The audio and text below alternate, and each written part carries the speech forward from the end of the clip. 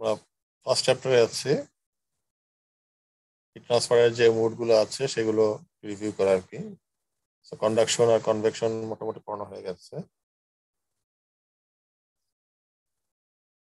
কনভেকশনের যে ইকুয়েশন, যেটা heat rate equation, Newton's law of cooling যেটা বলে, এটা আমরা এভাবে দেখে আসছি।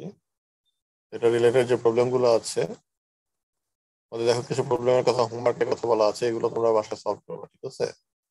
যদি না পারো টিউটোরিয়াল ক্লাসের ব্যবস্থা আছে, যদি না পারো আমাকে বলবা যে পারতেছো না ভাইয়া, বাট ট্রাই করবা। তোমাদের একটা প্রবলেম এখানে ডেমনস্ট্রেট করা আর কি।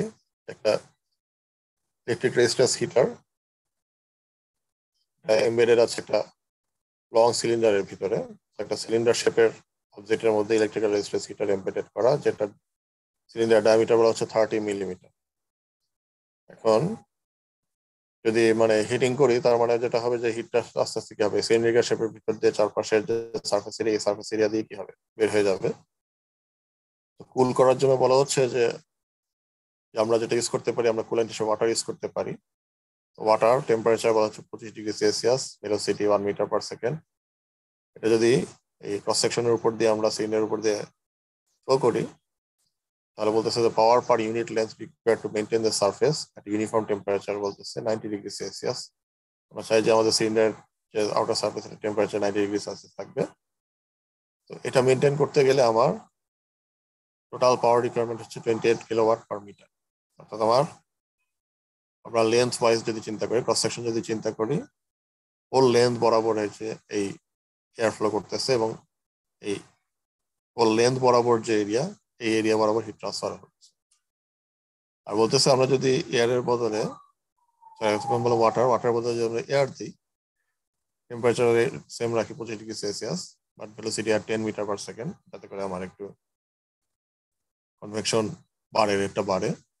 তো সেক্ষেত্রে বলতেছে power per unit length required to maintain the same surface temperature 400 watt per metre. অর্থাৎ এক্ষেত্রে আমার এটা হচ্ছে যে মানে আরো বেশি পাওয়ার আমার দিতে হবে যদি আমি এই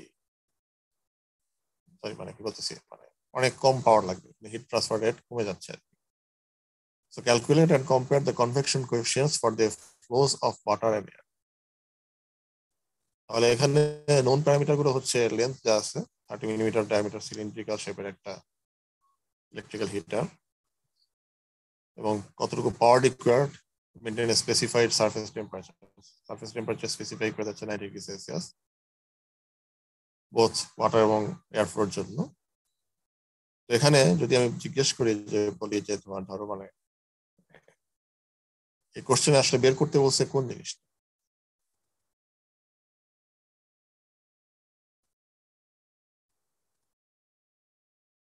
কোশ্চেনটা পড়ে মনে হয় কোন প্যারামিটারটা আমার যে ফাইন্ড আউট করতে হবে, স্যার এইচ এর ভ্যালু এইচ বের করতে হবে।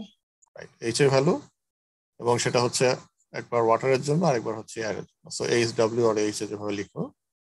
আর এখানে যে মানে যে ইকুয়েশনটা আমরা ইউজ করতে পারি, মানে এখানে আসলে কোন ধরনের হিট ট্রান্সফার হচ্ছে, কনভেকশন হচ্ছে। একটা ফ্লুইড একটা সারফেসের ভিতর দিয়ে প্রবাহিত হচ্ছে, তাই তো? আচ্ছা, তোমাদের একটু ওয়েট করতে হবে, হ্যাঁ, আমি একটু ব্রেক নিচ্ছি 1 মিনিট। ভাই, হ্যাঁ হ্যাঁ, আচ্ছা ঠিক আছে, জানতেছি, ঠিক আছে।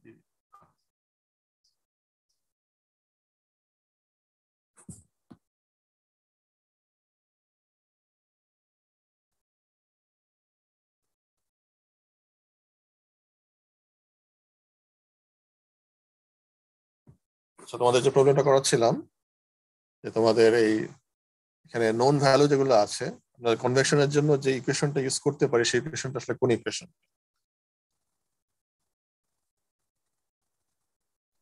নিউটনস কুলিং, অর্থাৎ হিট রেট, এটা টিএস, টি ইনফিনিটি আর এইচ, এর মধ্যে আমাদের বের করতে বলছে আসলে কোনটা?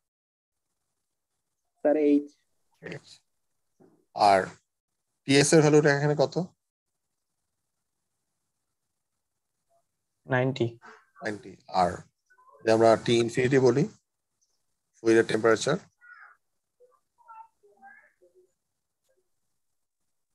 25 স্যার। 25। তাই তো? ঠিক আছে, আমরা যদি স্কিমেটিক দেখি মোটামুটি এরকম। এটা হচ্ছে আমার ক্রস সেকশনাল এরিয়া, এটার এই বরাবর এই ডিরেকশনে আসলে ফ্লোটা হচ্ছে। আমি যদি ওয়াটার ইউজ করি, ওয়াটারের ভেলোসিটি কত দেওয়া আছে, টেম্পারেচার কত দেওয়া আছে, সিলিন্ডারের ডায়ামিটার আমরা জানি। এয়ারের ক্ষেত্রে একই জিনিস, জাস্ট পার্থক্য হচ্ছে মানে এয়ারের ভেলোসিটি ডিফারেন্ট। আর যে মানে আমরা অ্যাজাম্পশনটা করতে পারি যে flow cross wise over cylinder which is very long, তার লেন্থ অনেক বড় নরমাল টু দ্য ফ্লো। আমরা যদি অ্যানালিসিসটা দেখি যে convection heat rate from the cylinder per unit length আমরা বলবো। সো আমরা কিউ ডাবল প্রাইম না বলে কিউ প্রাইম বলতেছি, যেহেতু মাত্র একটা ডাইমেনশন দিয়ে আমরা ভাগ করবো, অর্থাৎ এটা হচ্ছে পার লেন্থ, পার এরিয়ার বদলে পার ইউনিট লেন্থ আর কি। তো সেক্ষেত্রে আমাদের যেটা হচ্ছে ক্রস সেকশনাল এরিয়াটা যদি আমরা চিন্তা করি, ক্রস সেকশনাল এরিয়া আসলে হওয়ার কথা কত?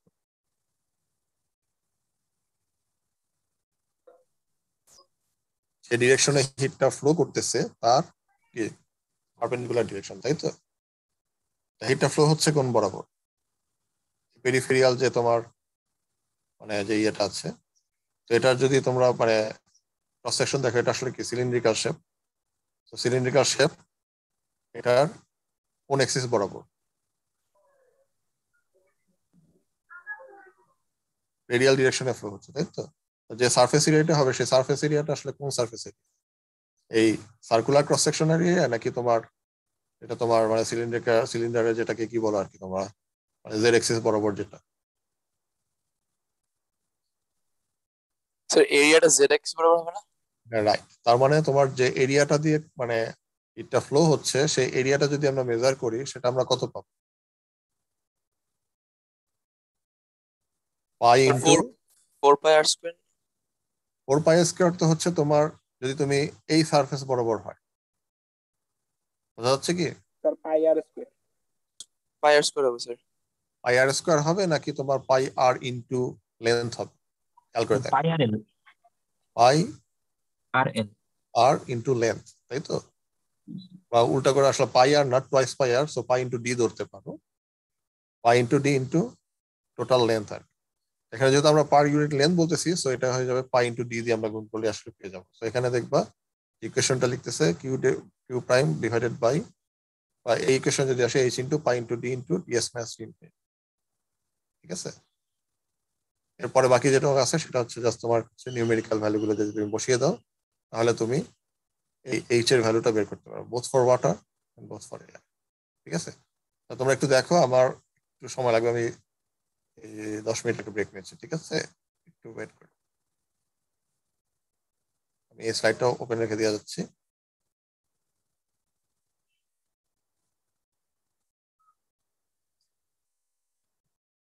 জি স্যার।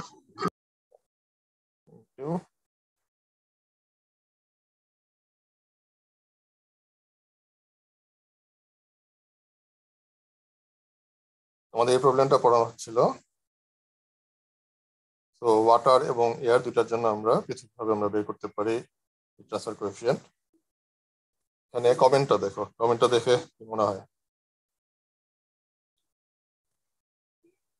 স্যার একটা কোশ্চেন ছিল স্যার। বলো বলো। স্যার আমাদেরকে এক্সামে কি ডাইরেক্ট জাস্ট শুধু বলবে যে কমেন্ট করো, বা কোনো স্পেসিফিক কোনো কিছুর উপরে কমেন্ট করতে বলবে, নাকি জাস্ট নাহলে স্যার আমরা কিভাবে বুঝবো যে কিসের উপর কমেন্টটা করতে হবে বা কি বিষয়টা নিয়ে মানে ম্যাথের ভিতরে? এখন এখানে আসলে মেইন নিয়ে তো মানে অ্যাজ এ ইঞ্জিনিয়ার জাজমেন্টের ব্যাপার থেকে যায় যে আসলে আমরা যে প্রবলেমগুলো দেখাচ্ছি এই প্রবলেমগুলো কিন্তু দেখবে বেশিরভাগই হচ্ছে কোনো না কোনো মানে প্র্যাকটিক্যাল অ্যাপ্লিকেশন থেকে যায়। হ্যাঁ, তো যেমন এই প্রবলেমের কথাই বলো, এই প্রবলেমের মধ্যে যদি আমরা বলি কমেন্টটা কি বলতেছে,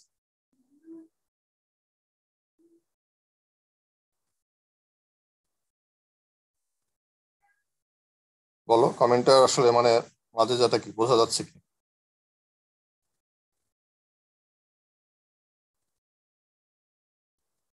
বুঝতে পারতেছো তোমরা কমেন্টে কি বলা আছে আসলে? জি স্যার, এয়ারের ভেলোসিটিটা যদিও বেশি, তারপরও যে মানে এই যে ওয়াটারের তোমার মানে মানে ইয়েটা হচ্ছে হিট ট্রান্সফার যে কোফিশিয়েন্ট, যেটা কোফিশিয়েন্ট ভ্যালুটা অনেক বেশি। এবং তোমরা যদি মানে প্রবলেমটা দেখো, খেয়াল করে দেখো যে আমরা যদি এয়ার ইউজ করি তখন আমার যে মানে পাওয়ার যেটা বের হয়ে যাচ্ছে, অর্থাৎ হিট ট্রান্সফার রেট যেটা বের হচ্ছে 400 ওয়াট পার মিটার। তুমি যদি এয়ার ইউজ করো সেটা হয়ে যাচ্ছে 28 কিলোওয়াট পার মিটার, অনেক বেশি, তাই তো? মানে হচ্ছে 70 টাইমস বেশি আর কি। তো এর অর্থ হচ্ছে যে তুমি যদি মানে বেশি হিট ট্রান্সফার চাও তখন তুমি কোন ধরনের ম্যাটেরিয়াল তুমি ইউজ করো, এটার একটা আইডিয়া পাওয়া, ঠিক আছে? এখন তোমাদের যে তুমি যে কোশ্চেন করছো যে আমাদের কমেন্ট দিতে হবে কি দিতে হবে না, তো ইউজুয়ালি তোমাদের যে মানে এক্সারসাইজ অনেক অঙ্ক আছে, আবার ওয়ার্কআউট এক্সাম্পল আছে, তো দেখবা যে বেশিরভাগই কিন্তু কমেন্ট দেওয়া আছে। তা আমি যেটা এক্সপেক্ট করবো, যদি আমি মেনশন না করে দিই তোমার কমেন্ট না করলেও চলবে। বুঝতে পারতেছো? জি স্যার, বুঝতে পরীক্ষা পারছি। পরীক্ষা যদি না মেনশন করে দেওয়া থাকে যে মানে এটার উপরে স্পেসিফাই কমেন্ট করো অথবা এটা রিজনিং দেখাও, এগুলো যদি না থাকে তখন কমেন্ট না করলেও চলবে। কিন্তু মানে যে জিনিসটা মানে জরুরি সেটা হচ্ছে যে অ্যাজাম্পশন গুলো যেগুলো ইউজ করবা, সেই অ্যাজাম্পশন গুলো যাতে আসলে স্পেসিফিক্যালি এবং রিলায়েবল অ্যাজাম্পশন হতে হবে, সেগুলো যাতে প্রেজেন্ট থাকে প্রবলেম, তখন তোমরা সলভ করবা। আচ্ছা স্যার, আমরা কি জাস্ট অ্যাজাম্পশন গুলো লিখলে হবে নাকি মানে নোন বা ফাইন্ড স্কিমেটিক গুলো সব লিখতে হবে? এখন মানে ধরো মানে তোমরা যখন এমনি প্রবলেম সলভ করো ইউজুয়ালি কি করো, মানে যেগুলো আননোন যেগুলো সেগুলো এক জায়গায় নোট ডাউন করো, যেগুলো নোন সেগুলো লেখো, তাই তো? জি স্যার। মানে ওই জিনিসটা মনে হয় রেখে দেওয়া বেটার। মানে তোমাদের এখানে যে গত ক্লাসে আমি দেখাইছিলাম কোথায় দেখি,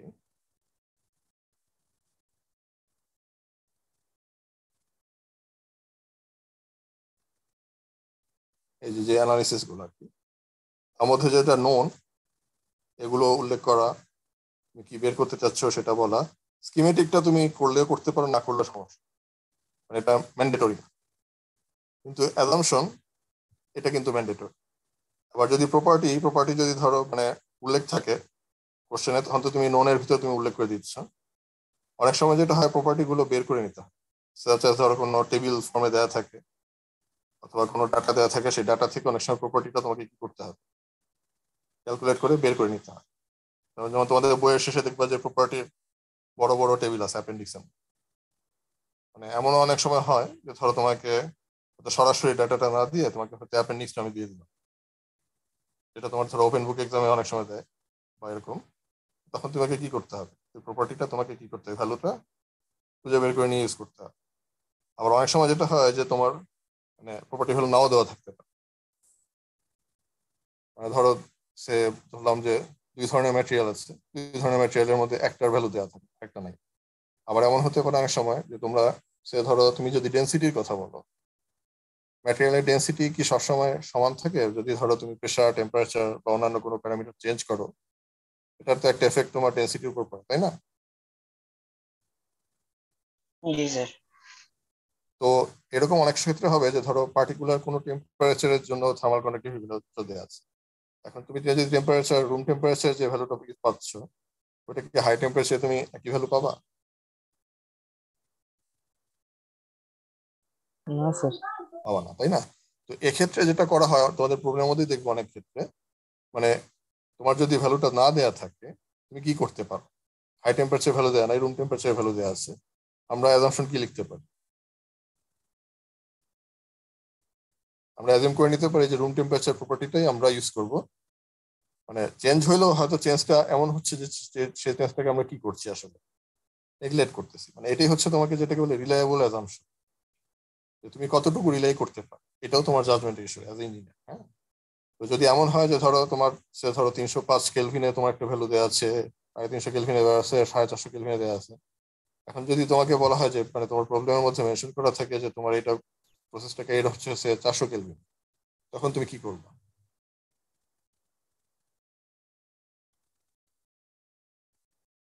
আমরা যেটা করতে পারি, আমরা তোমাদের যে মানে কি বলবো লিনিয়ার অ্যানালিসিস তোমরা করে আসছো, মানে যে অ্যাভেলেবল ডাটা আছে, অ্যাভেলেবল ডাটা থেকে আমরা কি করতে পারি, কোনো একটা রিগ্রেশন অ্যানালিসিস করতে পারি বা নিউমেরিক্যাল মেথড অ্যাপ্লাই করে আমরা কি একটা রিলায়েবল কিন্তু একটা ভ্যালু নিয়ে আসতে পারি। আমাদের ধরো তোমরা যখন রেডিয়েশন প্রবলেম করবো, আমরা যখন মানে তোমাদের রেডিয়েশনের ব্ল্যাক বডি ফাংশনটা পড়বো, ব্ল্যাক বডি রেডিয়েশন ফাংশন, এখানেও দেখবা যে মানে টেম্পারেচারের সাথে সাথে যে মানে রেডিয়েশন প্রপার্টি গুলো চেঞ্জ হয়, তখন তোমাদের কি করতে হবে, তোমাদের কার্ভ আছে, কার্ভ থেকে কার্ভ ফিটিং এর মতো অনেকটা ব্যাপার, ওখান থেকে তোমার একটা ডাটা বের করতে হবে। সেই ডাটাটা সবসময় কিন্তু সবার এক নাও আসতে পারে, ক্যালকুলেশনের এরর হতে পারে। এখন কোন এরর ম্যানেজমেন্টটা তুমি অ্যাকসেপ্ট করবা, এটাই হচ্ছে তোমার অ্যাজ ইঞ্জিনিয়ার তোমার। হয়তো আমরা যখন প্রবলেম সলভ করবো তখন দেখবা। তোমার যে কথাটা বললা যে অ্যাজাম্পশন গুলো কিন্তু লিখতে হবে, ঠিক আছে? এটা কি তোমার কাছে কোশ্চেন ছিল নাকি অন্য আর কিছু? না স্যার, জাস্ট ওইটাই, মানে সবগুলোকে লিখতে হবে কিনা, জাস্ট শুধু অ্যাজাম্পশনটা লিখলে হবে এই জন্য জিজ্ঞেস অ্যাজাম্পশনটা করছি। ইম্পর্টেন্ট এই সেন্সে যে তুমি আসলে কি সেন্সে তুমি অ্যাজাম্পশন করছো, মানে এটা জানাটা জরুরি, ঠিক আছে? সো অ্যাজাম্পশনটা সবসময় লিখতে হবে, আর প্রপার্টিও যদি মেনশন করা থাকে লিখতে হবে। আর বাকি জিনিসটা বুঝতে স্যার কমেন্টের কথা যেটা বললাম, মানে তোমাদের মানে পার্টিকুলার তোমাদের যখন পরীক্ষার কোশ্চেন টোশ্চেন থাকবে সিটি বলো বা ফাইনাল পরীক্ষায়, মানে যদি কমেন্ট লাগে স্পেসিফিক্যালি আমি হয়তো এটা মেনশন করে দিই, এক্সামিনার যারা থাকবে তারা মেনশন করে দিবে, যদি না থাকে না দিলেও চলবে, ঠিক আছে? স্যার জি স্যার, বুঝতে কমেন্টটা কি পারছি। স্যার প্র্যাকটিক্যাল সেন্সে হবে নাকি থিওরিটিক্যাল সেন্সে হবে সেটা? কোনটার কথা বলছো? Comment sir. কমেন্টস তো অবশ্যই তোমার মানে কমেন্টস আসলে কি হয়, ধরো সে এই যে একটু আগে যেটা বললাম যে তুমি অ্যাজাম্পশন করতেছো, যেমন তোমাদের আচ্ছা তোমাদের আগের একটা প্রবলেমই দেখে গত ক্লাসে তোমার এই প্রবলেম কথা তোমরা দেখছো, যেমন এই প্রবলেমে দেখো, এই প্রবলেমে তোমার যে অ্যাজাম্পশনটা ধরা ছিল সেটা হচ্ছে এটা ওয়ান ডাইমেনশনাল কন্ডাকশন, অর্থাৎ 5টা সারফেস এরিয়া আছে, সেই 5টা সারফেস এরিয়া দিয়ে ওয়ান ডাইমেনশনাল কন্ডাকশন হচ্ছে। এখন তুমি যদি কমেন্ট সেকশনে যাও, কমেন্ট সেকশনটা দেখো,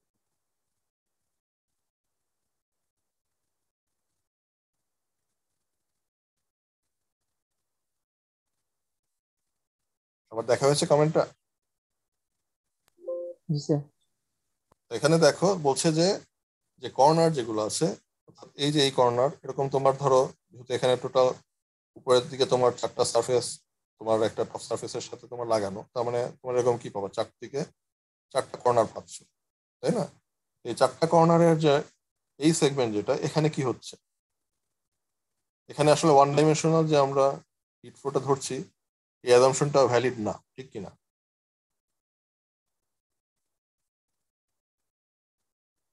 খেয়াল স্যার আছে এই ভ্যালিড প্রবলেম? না। বোঝা যাচ্ছে? গত ক্লাসে আমরা বলেছিলাম মানে এটা কিউবিকাল শেপ, তাই তো? কিউবিকাল শেপ যদি হয় তার মানে এখানে কয়টা সারফেস টোটাল? 6টা সারফেস। কয়টা সারফেস, তার মধ্যে নিচের সারফেসটা এখানে ইনসুলেট করে দেওয়া আছে, উপরে একটা সারফেস আছে, আর চারদিকে কি 4টা সারফেস। তার মানে উপরের সারফেসটার কথা চিন্তা করো, উপরের সারফেসটা যখন তোমার ফ্রন্ট সারফেসের সাথে মিলতেছে তখন কয়টা কর্নার পাচ্ছ তুমি? 2টা কর্নার। আবার একইভাবে এই উপরে টপ সারফেসটা যখন তোমার মানে ফ্রন্টে যদি ব্যাক সারফেসে যাও, ব্যাক সারফেসে যদি মিট করে তখন কয়টা সারফেসের সাথে মিট করছে, মানে কয়টা কর্নার ক্রিয়েট করছে সে? নিচের গুলো বাদ দিচ্ছি আমরা, নিচের সারফেস যেহেতু ইনসুলেটেড এখানে আমরা ধরে নিচ্ছি এখানে হিট ট্রান্সফার হচ্ছে না, তাই তো উপরের গুলোই ধরতাম। 4টা কর্নার হবে টোটাল। 4টা কর্নার হবে। এই 4টা কর্নারের প্রত্যেকটা এই যে এন্ড যেটা দেখো এই কর্নার গুলোতে কি হচ্ছে, মানে তোমার মানে এই এই লঙ্গিচুডিনাল ডিরেকশনে হিট ট্রান্সফার হতে পারে, আবার কি এই ভার্টিক্যাল ডিরেকশনে কি হতে পারে, হিট ট্রান্সফার হতে পারে। কিন্তু যদি আমি অন্য জায়গাগুলোতে আসি উইদিন দ্য সারফেস, এই জায়গাগুলোতে এখানে কি শুধুমাত্র একটা ডিরেকশনে হিট ফ্লো হচ্ছে, ঠিক না? এই কারণে আমরা আমাদের অ্যাজাম্পশনে আমরা দিচ্ছিলাম যে অ্যাজাম্পশনটা দেখো এখানে কি বলা আছে, যে ওয়ান ডাইমেনশনাল কন্ডাকশন, অর্থাৎ একদিকে হিট ফ্লো হচ্ছে। তো একদিকে যদি হিট ফ্লো হয় আমরা কিন্তু এই ফুরিয়ার স্লট আমরা এভাবে ইউজ করে ফেলতে পারি। কিন্তু যে জায়গাগুলো কর্নার সেখানে আসলে তো ওয়ান ডাইমেনশনাল হচ্ছে না, সেখানে দুই দিক দিয়ে ফ্লো করছে, তাই তো? দুই দিক দিয়ে যদি ফ্লো করে তাহলে আসলে পার্টিকুলার এই এরিয়া জুড়ে আমি যদি এই সারফেস এরিয়া আসি এটা ডিফারেন্ট, কিন্তু এইটুকু যে সারফেস এরিয়া আছে এই সারফেস এরিয়াতে আমার কি হচ্ছে, দুই দিক দিয়ে হিট ট্রান্সফার হচ্ছে। তার মানে আমার এই এরিয়াটার সাথে আমার যদি গুণ দেই তাহলে আমাকে আসলে কি করতে হবে, আমরা কিউ বলছি Q is equals to Q double prime into area one dimensional flow এর জন্য, কিন্তু টু ডাইমেনশনাল হয়ে গেলে এই ভ্যালুটা কি হয়ে যাবে, ডাবল হয়ে যাবে। সেম এরিয়ার জন্য দুই দিক দিয়ে তোমার কি হচ্ছে, ফ্লো হচ্ছে। এটাই বলতেছে যে corners will cause local departure from one dimensional conduction and slightly larger heat loss. তার মানে আমরা যে রেজাল্টটা পাচ্ছি সেই রেজাল্টটার অ্যাকুরেসি আছে ঠিক কিনা সেটা আমরা কি করতেছি, আমরা আমাদের এই প্রবলেমের জিওমেট্রিক্যাল শেপ দেখতেছি, আমাদের অ্যানালিসিসে যে অ্যাজাম্পশন গুলো আছে সেটার সাথে মানে প্র্যাকটিক্যাল সিচুয়েশন মিললে কিনা সেটা আমরা জাজমেন্ট দিচ্ছি, জাজমেন্ট করে আমরা একটা কমেন্ট দিয়ে দিচ্ছি যে আমার রেজাল্টটার কোনো ভুলভ্রান্তি থাকার অবকাশ আছে কিনা, এই জিনিসটা আমি মেনশন করে দিচ্ছি। এটুকু ক্লিয়ার কিনা? জি স্যার।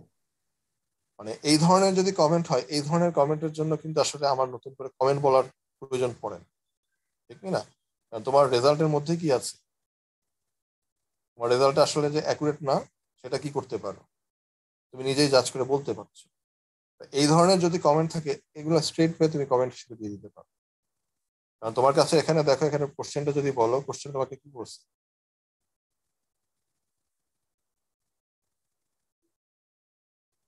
বলছে যে what is the minimum thickness of styrofoam insulation,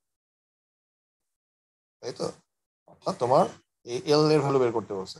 এল এর ভ্যালু যদি তুমি জানো যে এল এর ভ্যালু তুমি যেটা বের করছো সেটার মধ্যে কিছুটা ভুল থাকার অবকাশ আছে, সেই জিনিসটা তুমি কি করবা, সরাসরি কমেন্ট হিসেবে বলে দিবে যদি রেজাল্টে কোনো ডিসক্রিপেন্সি থাকে। অন্য যদি অ্যানালিসিস থাকে, যেমন আমরা একটু আগে যে প্রবলেমটা বললাম, কনভেকশনের প্রবলেম,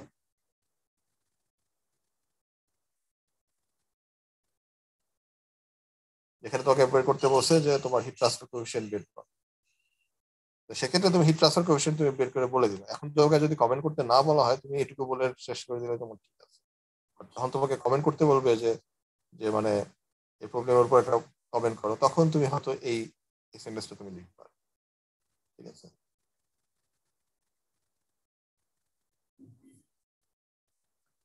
আচ্ছা, কনভেকশনের পরের প্রবলেমটা আসি।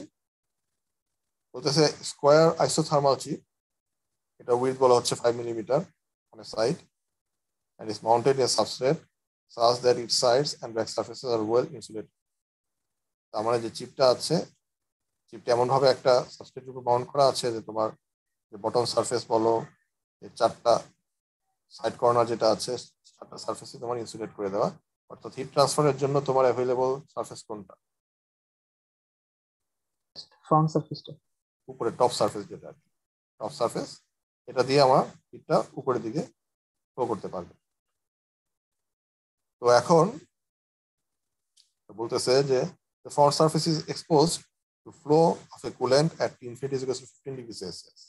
অর্থাৎ একটা কুলেন্ট হিসেবে ফ্লুইড আমরা ফ্লো করাচ্ছি, যার হিট ট্রান্সফার কোএফিসিয়েন্টের ভ্যালু বলে দেওয়া আছে। হিট ট্রান্সফার কোএফিসিয়েন্ট হচ্ছে 200 watt per metre square kelvin এবং এটা টেম্পারেচার 15 ডিগ্রি সেলসিয়াস।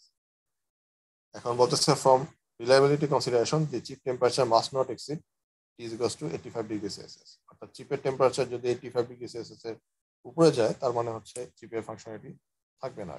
এই ধরনের কন্ডিশন আমরা পাচ্ছি এখানে। তো সেক্ষেত্রে বলতেছে what is the maximum allowable chip power. আর if the coolant is a dielectric liquid for which H is equal to 3000 watt per meter square Kelvin, what is the maximum allowable power? ঠিক আছে? তার মানে এখানে আমি coolant হিসেবে যেটা use করছি তার হিট ট্রান্সফার কোএফিসিয়েন্ট এত। যদি হিট ট্রান্সফার কোএফিসিয়েন্ট বাড়ানো যায় বা ইউজিং ডিফারেন্ট ম্যাটেরিয়াল, তাহলে আমার এই পাওয়ার যেটা, পাওয়ারটা কতটুকু আমরা এখানে ইউজ করা যাবে, আর ম্যাক্সিমাম অ্যালাউয়েবল পাওয়ার।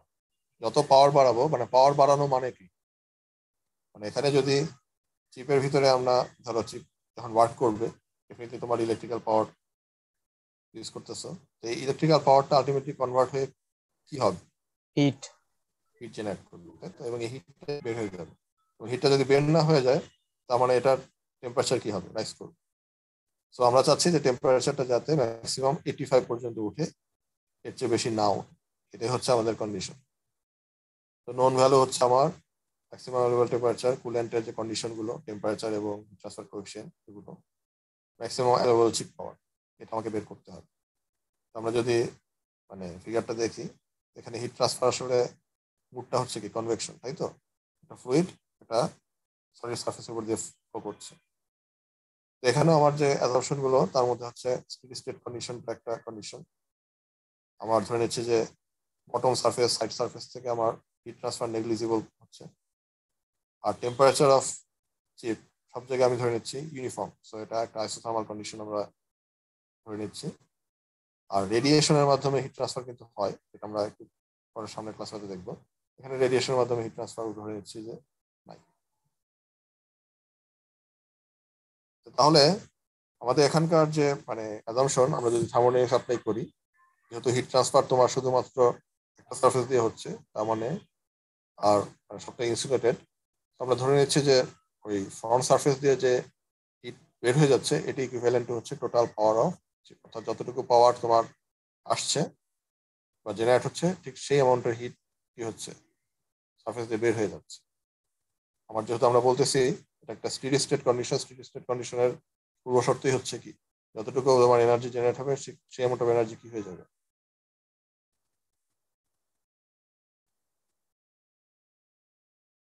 বলতে পারবা? স্যার ততটুকুই বের হয়ে যাবে না, যাতে টেম্পারেচার ইনক্রিজ না হয়?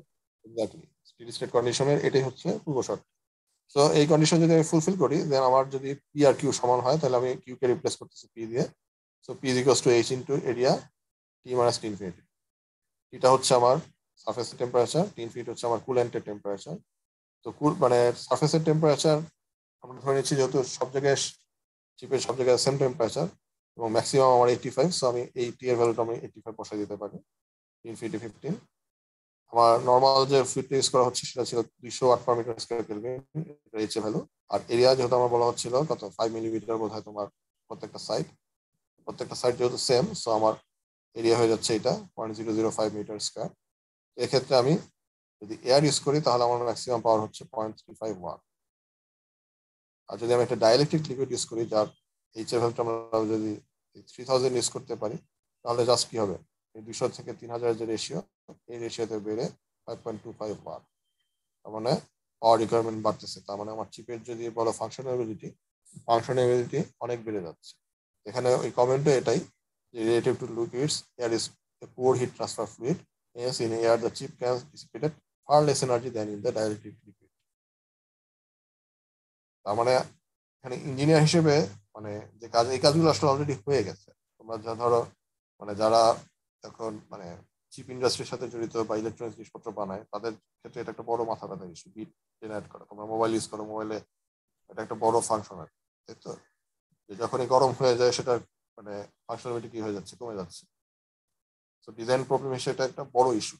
তো এই ইস্যু সমাধান করার জন্য তোমার ধরো মানে তারা ইঞ্জিনিয়ার রাখে, তারা রিসার্চ করে, এবং রিসার্চ যেটা করে রিসার্চটা আসলে 10 বছর আগে রিসার্চ। মানে তুমি আজকে যে প্রোডাক্টটা পাচ্ছ সেই প্রোডাক্টটা হয়তো মানে 10 বছর আগে থেকে লোকজন রিসার্চ করে বের করছে যে কোন জিনিসটা ইউজ করা যাবে।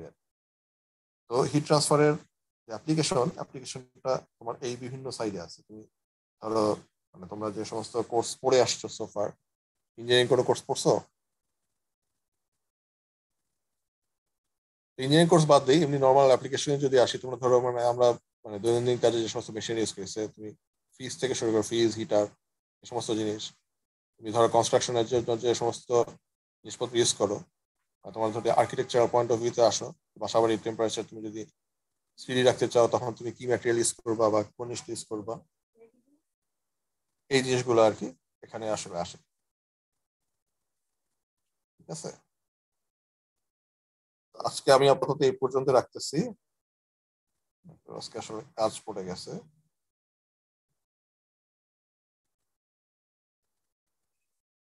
তোমাদের চ্যাট বক্সটা আমি খুলে দিছি, তোমরা একটু তোমাদের অ্যাটেন্ডেন্সটা একটু দিয়ে দাও, ঠিক আছে?